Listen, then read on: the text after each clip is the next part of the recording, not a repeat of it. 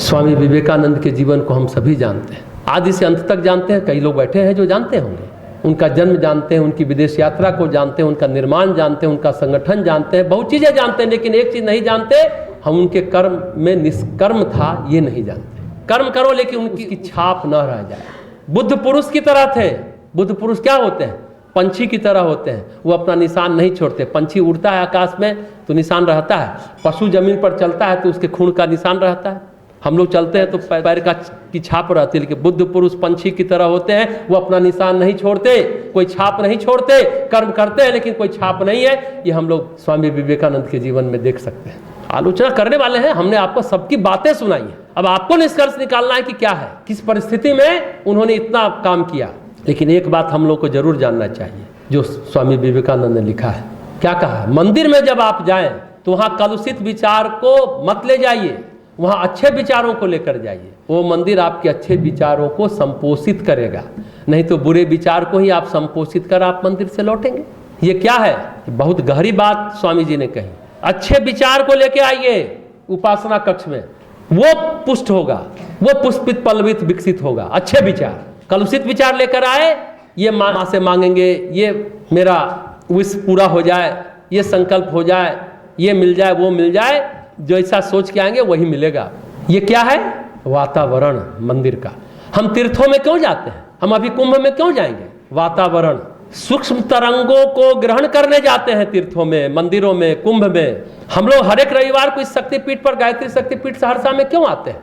हम कहते हैं ना हमेशा बैटरी चार्ज करो, आइए, पॉजिटिव एनर्जी, डिवाइन एनर्जी को लेकर जाइए, दिव्य ऊर्जा, सकारात्मक ऊर्जा ले जाइए। यहाँ हजारों नहीं, लाखों नहीं, करोड़ों मंत्र का जप हो चुका, लाखों आहुतियां हो गई, हजारों अभिषेक हो चुका है, वैदिक मंत्रों का उच्चारण होता है, पॉजिटिव बातें होती हैं, उसको लेकर के यानी अपने बैटरी को चार्ज करके जाइए। सप्ताह में एक दिन जरूर आइए, हम बताते हैं।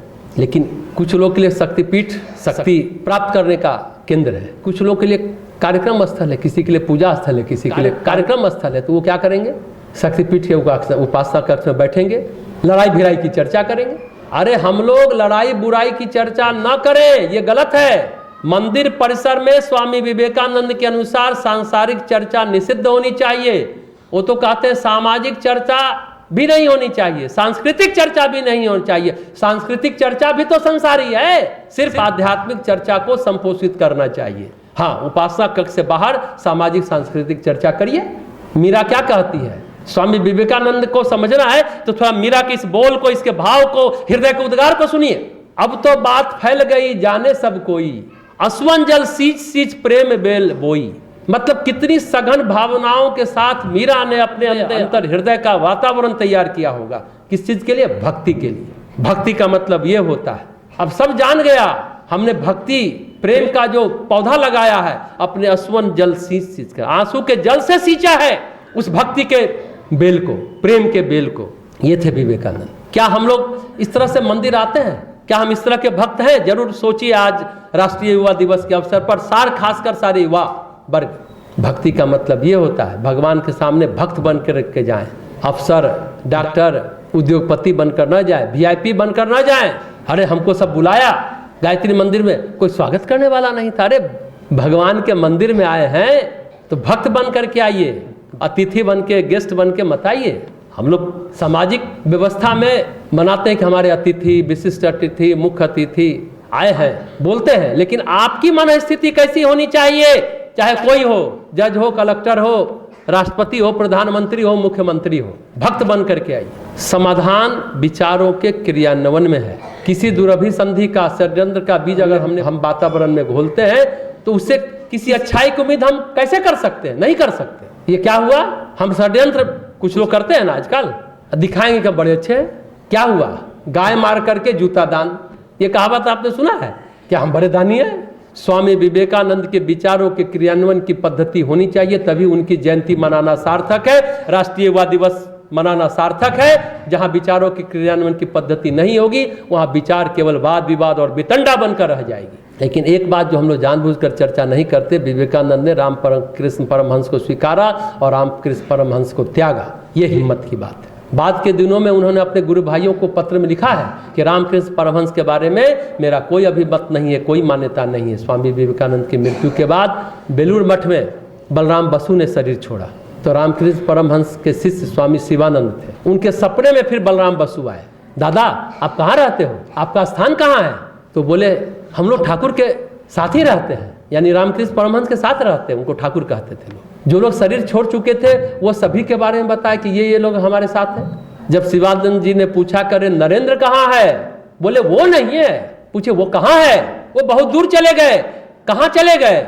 वहां तो ठाकुर भी नहीं जा सकते, वहां चले गए। आप समझिए, स्वामी जी का वाक्य है, जिनके लिए हमने सब कुछ किया हम जानते हैं कि उनसे मेरा कोई संबंध नहीं है। जिसे अरविंद आश्रम पांडिचेरी में है ना, श्रीमान ने क्या लिखा, अब इसकी तुलना करिए आज के संदर्भ में। First make the personality and then dissolve it. पहले व्यक्तित्व को बनाओ और फिर उसको डिजॉल्व कर दो, विलीन कर दो, खत्म कर दो। साधना वो होती है जो आपको समर्थ बना करके भगवान में विलीन कर दे। इसका अर्थ यह है, साधना वो होती है जो आपको समर्थ बना करके भगवान में विलीन कर दे। ऐसा नहीं कि व्यक्तित्व चमत्कारिक हो जाए। जब तक आपके व्यक्तित्व की विलीनता न हो जाए, जब तक आपकी रचनाओं का ध्वंस न हो जाए, तब तक आप ईश्वर लीन नहीं हो सकते। लेकिन हम लोग क्या करते हैं? हम लोग जो चीज का निर्माण करते हैं, मेरा मठ, मेरा मंदिर, मेरा अस्पताल, मेरा शिष्य, मेरा समुदाय, करते नहीं थकते। स्वामी विवेकानंद ने शुरू में कुछ लोगों को ही दीक्षा दी, बाद में दीक्षा देना भी बंद कर दिया और कहने लगे मठ के जो प्रेसिडेंट है उनसे दीक्षा लीजिए, हमारा कोई लेना देना नहीं है। सुबोधानंद थे, बिरजानंद जो उनसे दीक्षा लिए थे, जो बाद में मठ के प्रेसिडेंट भी हुए। उन्होंने पूछा कि हम लोग का क्या होगा? उन्होंने एक बहुत महत्वपूर्ण बात उनको कही, जिनको मैंने दीक्षा है दी है वे किसी बंधन में नहीं पड़ेंगे, निकल जाएंगे। ऐसी कोई शक्ति नहीं है जो उन्हें बांध सके। शरीर छोड़ने के कुछ समय पहले स्वामी जी ने सिस्टर निवेदिता को पत्र लिखा, 1-2 वर्ष पहले शायद। क्या लिखते हैं? मैंने तुम सबको जगन माता के हवाले कर दिया है, वही तुम लोगों का देखभाल करेंगे। ये कहना आसान है लेकिन सचमुच में करना बहुत कठिन है, बहुत कठिन है। ये कोई अनुभवी ही जान सकता है, महसूस कर सकता है। किसी ने पूछा क्या हम लोग अनुभव कर सकते हैं कि हम लोग जगन माता की गोद में हैं, उनके संरक्षण में है, सुरक्षित है? स्वामी जी क्या कहते हैं? अनुभव कर सकते हो, पर जितनी तुम्हारी चेतना विकसित है उसी अनुसार अनुभव कर सकते हो, लेकिन सुरक्षित रहोगे ये हम विश्वास दिलाते हैं। स्वामी विवेकानंद के जीवन में मैं और मेरा, तू और तेरा नहीं है, नहीं था। वे सचमुच में विराट पुरुष थे जो ईश्वरीय चेतना के साथ, भारत की चेतना के साथ एक हो गए। उनके अंदर कोई कृतित्व का अभिमान नहीं था, मैंने ये किया, मैंने वो किया, नहीं था। उन्होंने कितने लोगों को परिवर्तित किया। जो हमने कहा ना, राष्ट्रीय आंदोलन का आधार उन्होंने बनाया, तब भारत स्वतंत्र हुआ। लोकमान्य तिलक से महात्मा गांधी तक, श्री अरविंद से लेकर जवाहरलाल नेहरू तक, सुभाष चंद्र बोस से लेकर बहुत सारे लोग प्रेरित हुए उनसे और परिवर्तित हुए। एक युग और एक पीढ़ी तथा कई पीढ़ियां आज भी उनके विचारों से प्रेरित होती है और परिवर्तित होती है। आज भी हम लोग चर्चा कर रहे हैं, उनके विचारों से प्रेरित होते हैं और अपने अंदर परिवर्तन महसूस भी करेंगे। लेकिन वहां पर कर्ता नहीं होता है, सिर्फ कर्म होता है। यह अवस्था यही है निष्कर्म की अवस्था। यह अवस्था निष्कर्म की होती है, यही अवस्था योग युक्त कर्म की होती है, यही अवस्था असंग की होती है। इस दृष्टिकोण से शायद ही किसी ने विचार किया हो, जितना कुछ करना था कर दिया, हाथ झाड़ा और चल दिए। स्वामी जी ऐसे हमारे अंदर क्या है, कृतित्व का भाव होता है, तो हम रटते हैं मैंने क्या किया, मैंने क्या किया, रटते रहते हैं। वो आदमी चिपका रहता है अपने कर्म से, चीजों से, यानी कर्म के साथ कर्ता चिपका रहता है कि मैंने ये किया। कर्म के साथ कर्ता का कोई संबंध न हो, ये बहुत मुश्किल है। पर इस विद्या में स्वामी विवेकानंद बहुत प्रवीण थे। ये व्यापकता, विराटता व्यक्तित्व में आ जाना थोड़ा सा मुश्किल है। सबसे बड़ी बात है, जितनी उनकी दारुण परिस्थितियां थी, विषम परिस्थितियां थी, कई दिनों तक भोजन का न मिलना, पर घर में यह बोलना कि मैंने कितना बढ़िया खाना खाया है ताकि माँ खाना खा सके। क्या आपने सोचा इस तरह से मूल्यांकन करेंगे? घर में यह बोलना कि मैंने कितना बढ़िया खाना खाया है ताकि माँ खाना खा सके, और उसके बाद इतना महान कार्य करना, भारत माता को गुलामी के जंजीर से मुक्त कराने के लिए रात भर रोना, छटपटाना और उसका आधार तैयार करना, सोचकर ही देह में झुरझुरी हो जाती है। आज हम कह सकते हैं कि जो कार्य उन्होंने किया हम भी कर सकते थे, लेकिन जिन परिस्थितियों में किया, कार्य करना तो दूर, हम लोग में से कोई खड़ा नहीं हो सकता भाई। वो झंझावात, शरीर का ढलते जाना, अपनी आंखों से शरीर को नष्ट होते हुए देखना, ये बहुत विरल बात है। जो ये बताता है कि आत्मा बलवती हो तो आत्म चेतना शरीर की चेतना पर किस तरह से अधिकार जमाती है, हावी होती है, ये उनके जीवन को देख करके आप जान सकते हैं। उनके जीवन को देख करके आप जान सकते हैं। शरीर निर्बल हो गया, बहुत बड़ी बात। अरे डायबिटीज़ था, एक आंख चला गया, सिर दर्द इतना होता था ना कि रात रात भर नहीं सोते थे, कराहते रहते थे, फिर सुबह फ्रेश होकर के काम करते थे। कुछ लोग कहा कि नहीं हम तो बीमार हैं, कैसे आवेंगे, हमसे नहीं हो पा रहा है, घर में बहुत परिस्थितियाँ उलझी हैं। 1% भी हम स्वामी विवेकानंद की बात को मान ले तो हम शक्तिपीठ में सब काम करते रहेंगे। भाई बेबस लाचार मत बनिए। उनसे ज़्यादा कौन विषम परिस्थिति में जिया होगा, उनसे ज़्यादा कौन जिया होगा। आत्मा अगर बलवती हो तो आत्म चेतना शरीर की चेतना पर किस तरह से अधिकार जमाती और हावी होती है, ये उनके जीवन में देखा जा सकता है। कितने महात्मा विदेश गए, बहुत लोग गए, विवेकानंद भी विदेश गए, पर विवेकानंद की तरह उस कृतित्व से असंपृक्त नहीं रह पाए महात्मा लोग। कर्ता और कृतित्व के संबंधों की समाप्ति नहीं हो सकी अन्य महात्माओं की, क्योंकि आत्मभाव में जीना थोड़ा मुश्किल होता है ना।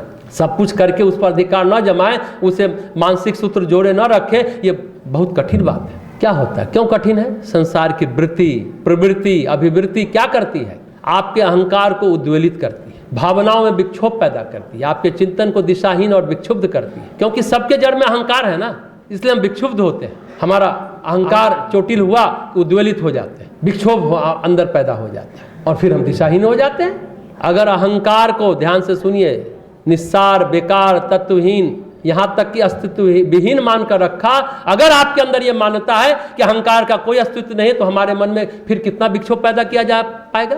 कितना किया जा सकता है? नहीं किया जा सकता है। संसार और अध्यात्म दोनों यही है, लेकिन दृष्टिकोण भिन्न भिन्न है। इसी धरती पर संसार भी है और इसी धरती पर अध्यात्म भी है, दृष्टिकोण अलग अलग होना चाहिए। हम भी देखते हैं, दिन भर सुबह से शाम तक सैकड़ों फोन सुनते रहते हैं, लोगों से मिलते रहते हैं। किसी की चर्चा में ईश्वर नहीं होता भाई, संसार होता है। यही तो मुद्दा है।